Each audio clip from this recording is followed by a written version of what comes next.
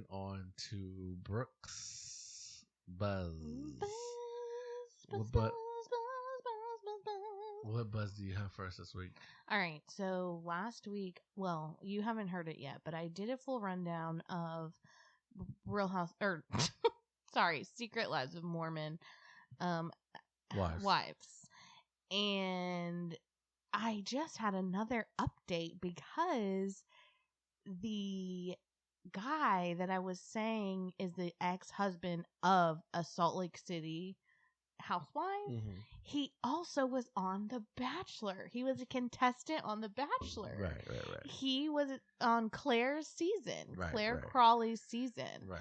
Obviously, we know how that worked out, and yeah, now he's married to Demi. So I just, worlds collide. Right. You've been on one reality show, you want to start going on them all, apparently. Right. Then it seems like there was another crossover I was gonna say, but I can't remember. Oh, we got the cast of the House of Villains too. Yes. And the narrator is gonna be the housewife from Salt Lake City who, remember, was Reality Von Teese. She was like running the gossip site now, for the housewives. Narrator, you mean host? No, because Joel. No, yeah, Villains is Joel McHale. Joel McHale is still gonna host. She's so what do you mean by narrator? I don't know. That's just what she said on Instagram. She said she was the voice. Okay. So I don't know.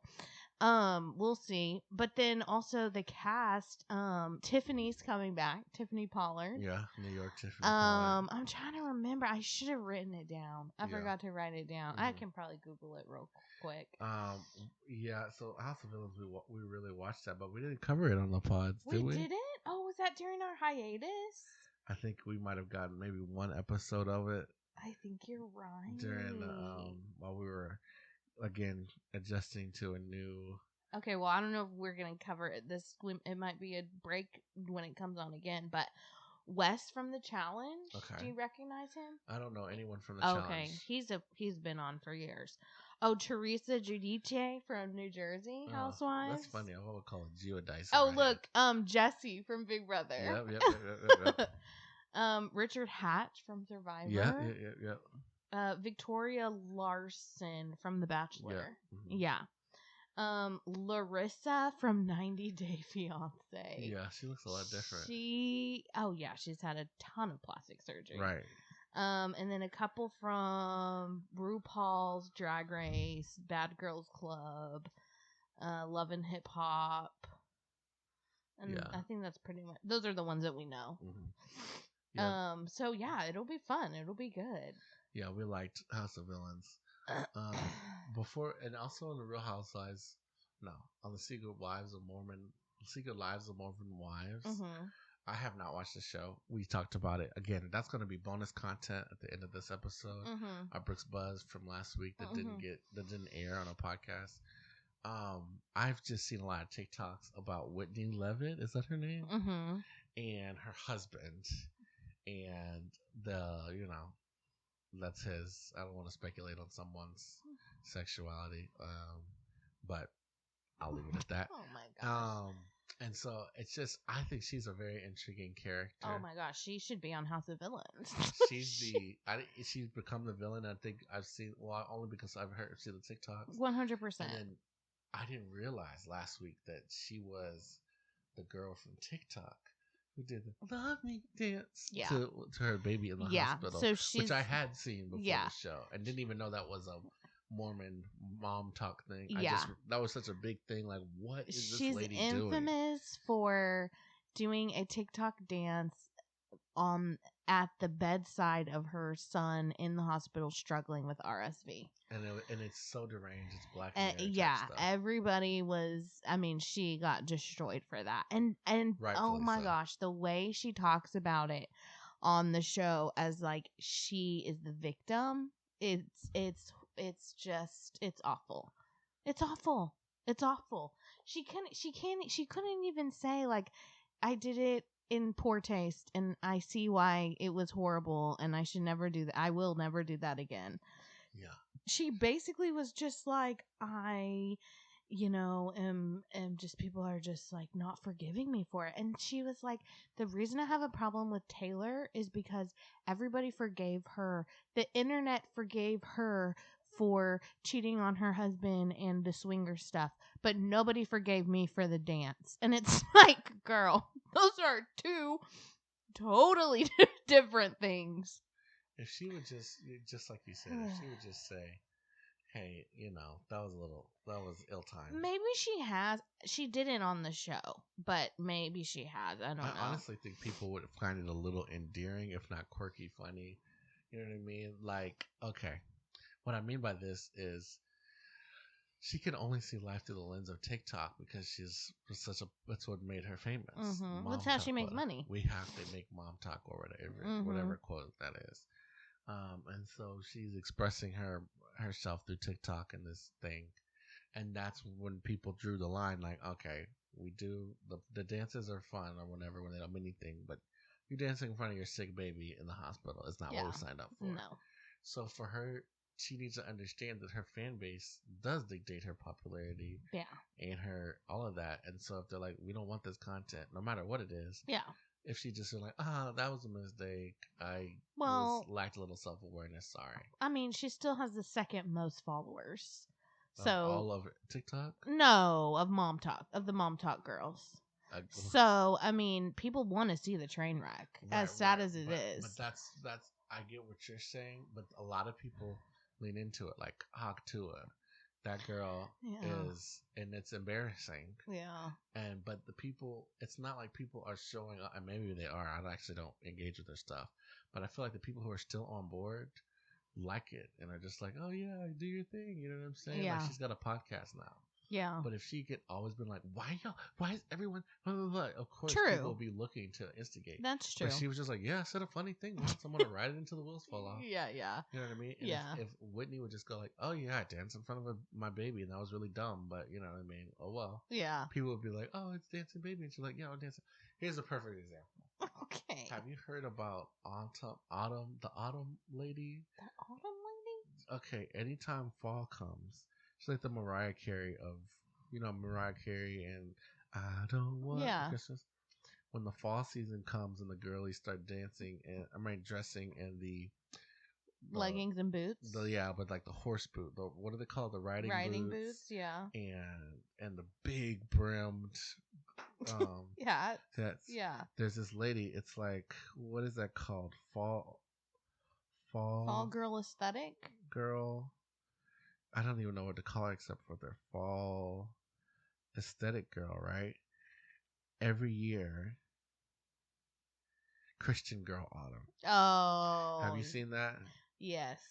This is the girl. Okay, so this girl got roasted. Caitlin Covington is her name.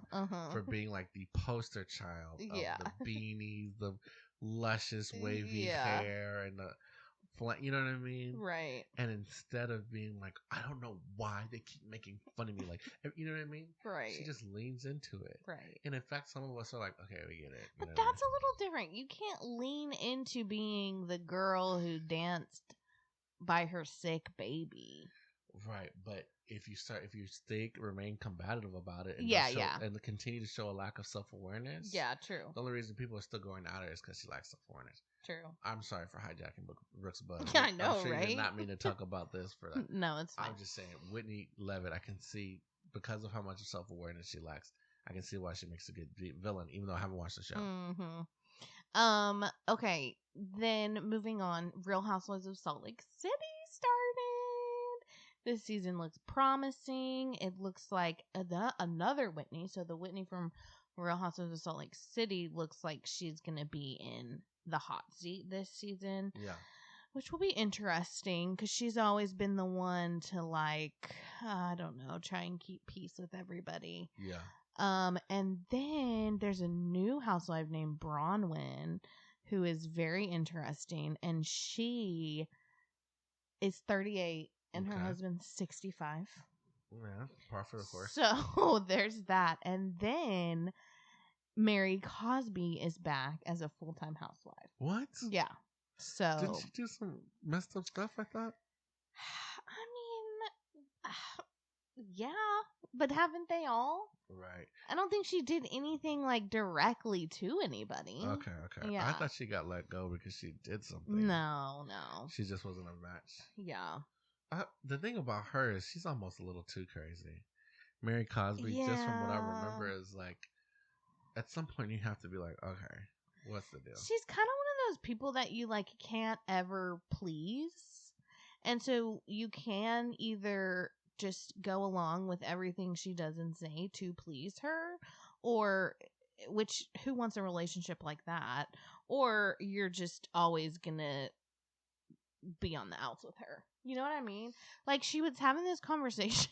She was having this conversation with one of the new friend of, and I don't even remember. She said something along the lines of, oh, Mary was talking about how she grew up with not a lot, and so she lives in excess. But she didn't really say excess. She says I buy whatever I want, basically, whatever I need, but it's way more than what she needs. And this girl was like, "Oh," while she was saying it, the girl's like, "Oh, you kind of hoard things," and she was like, "No, I don't hoard." And the girl's like, "Oh, I grew up poor too, so I was just saying, like, I don't, like it's just kind of like an expression, like I'm not saying like you have a problem." Right. And she's like, "Okay, well, I also didn't say I grew up poor." So then the girl was like, "Okay, sorry." So it's kind of one of those things where it's just like you can't ever say the right thing, and that's exhausting, Yeah, and not the same kind of, because Mary Crosby is insane. And that's honestly, she's a pastor's wife. No, she's a pastor. Okay. Yeah. Okay. She's the head of a church, Yeah. right? And they're not Mormon, but it's a Abrahamic. I think it's Pentecostal. No, definitely. It's not Pentecostal? No, it's adjacent. It's like, oh, okay. It's a Abrahamic religion type, close, but if you look into what they're actually talking about, I don't know, it's more culty. Anyways, all that to say, that is not of Christ. She is not to act the way she's to talk about not Christian. Secondly, she's crazy.